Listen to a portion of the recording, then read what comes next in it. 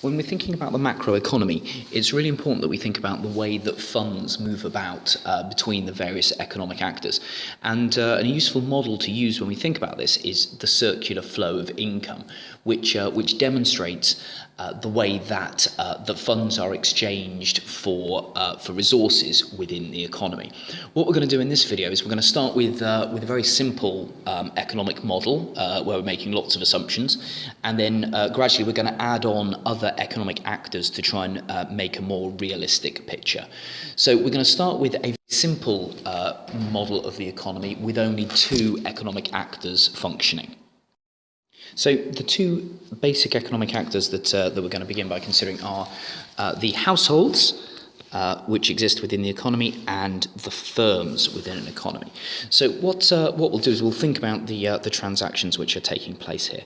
Now, one of the transactions is where the households buy products which are made by the firms. So what that means is we have a flow going in this direction, which is the goods and services.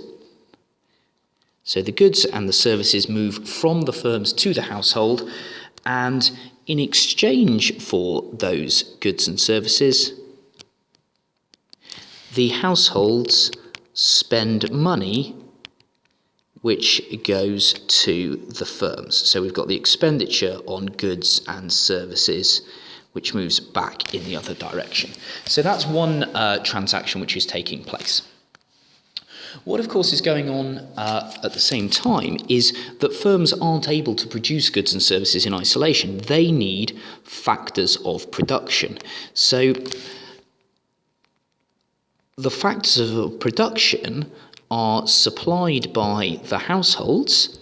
Labour would be the most obvious example. So when you go off to work, you are a household and you are supplying your labour to firms.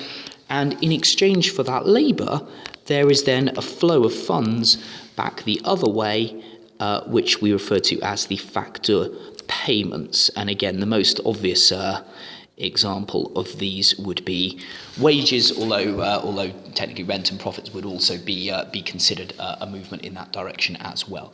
And this is our simple model, I suppose. Now, just whilst we're looking at this model, this is also an interesting way to think about, and a useful way of thinking about the level of economic activity, the level of national income which exists within the economy. Because to measure the level of national income, we essentially need to measure this flow. And there are three places where we measure this flow. Because it's a circle, all three of them should be the same. So when the government when the Office of National Statistics is assessing the size of the national income, they measure three of these flows, and they should all equal. So the approaches which exist for measuring the national income are either we can measure the value of the output produced within the economy, and if we're measuring the value of the output, we are measuring the value of this transfer, so the transfer of goods and services which are exchanged here. That, though, will be equivalent to, so a three line like that, that will be equivalent to the total amount of spending on those goods and services. So that's measuring the value on this pink line here. So the output is equivalent to the expenditure. And the other way of doing it as well is to think about the total amount of income which is earned, by which we measure the magnitude of this transfer here. So we can say that the output is equivalent to the expenditure, which is equivalent to the income. So there are these three different ways of measuring the size of the national income. Three places essentially where we can measure the size of the flow. Now, this is as I said, our relatively simple model. So what we're going to do now is we're going to start to think about how the existence of other economic actors starts to make changes to this circular flow of income, specifically in terms of how they add money into the circular flow and how they take money out of the circular flow. Now, when we look at the circular flow of income, we are now going to kind of ignore the underlying transactions of resources which are taking place. We're just going to follow the payments which are made. So we're going to get rid of the resource transfers in the middle, and we're just going to focus on the transfer of funds. So now that we're just looking at our simpler circular flow, we can start to add on our economic actors. Now, the next economic actor that we will add on is the role of the government. So as we move from a very simple model where we only have households and firms to a more complex model where we have government, we need to consider their impact on the flow of income.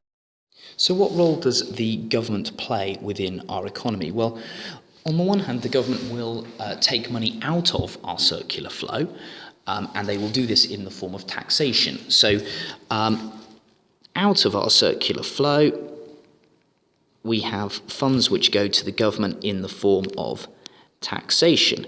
And the government will then put a lot of those funds, potentially more than that, they will put that back in again in the form of government expenditure. So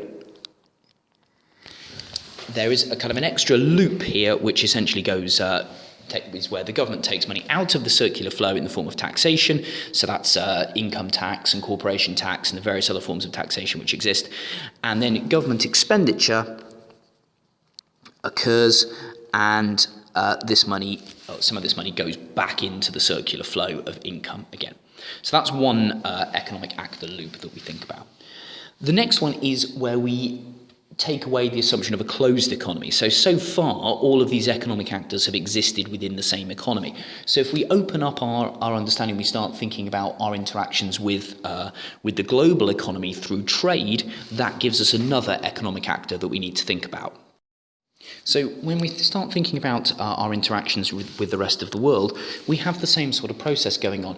We have one way in which money is sent from the UK or from our circular flow of income out. So the withdrawal from our circular flow going to foreign economic actors is the flow of funds which are used to pay for imports. So when we import a product, that payment is made off to somebody who is abroad. So we follow the flow of money which leaves our economy. But foreign actors are also likely to buy from us. So we also have then export income which comes back in again. So again, we have this kind of extra loop which is added on to our economy, which passes through the foreign economic actors. And the final economic actor we're going to add is the existence of a financial sector. So by adding on a bank, once again, we have the same sort of cycle where money will leave the circular flow to go into the banks, which is the savings, and what will happen then is that the banks will then put money back into the circular flow in the form of investment and lending for investment. So we've got our core cycle in the middle here, which is the flow from households to firms and back again. But then we have these three loops through other economic actors, each of which take money out of the circular flow and then put money back in again. And we give these flows of money specific names. So if I just move this out of the way a little bit, then we have essentially the arrows which are blue here. Okay, so these are the withdrawals from the circular flow. So withdrawals is where income leaves our circular flow, and these are taxation, savings, and import spending. So when any of these occur, that is a withdrawal, that is income leaving our circular flow.